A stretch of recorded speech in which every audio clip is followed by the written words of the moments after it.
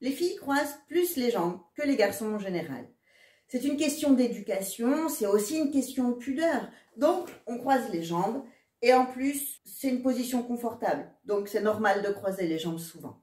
On ne va pas pouvoir interpréter cette position comme une fermeture, comme quand on parle du croisement de bras, qui n'est pas forcément une fermeture. Le croisement de jambes, il est à observer au moment où il change.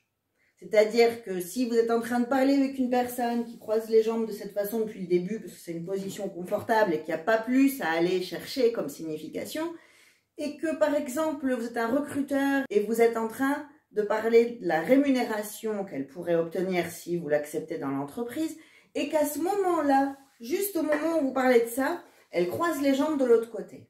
En fait, elle n'a rien eu besoin de vous dire. Son corps a manifesté que ça coince un peu. C'est pas ce qu'elle pensait, donc déjà là, elle est déçue ou elle a plus envie d'aller plus loin dans l'entretien d'embauche. La proposition que vous lui faites ne lui convient pas. Observez les changements d'attitude. C'est vraiment ça qui vous dira s'il y a un problème, si la personne subitement se tourne à l'opposé de vous, c'est qu'il y a quelque chose que vous venez de dire qui ne lui a pas plu. Je vous dis à demain.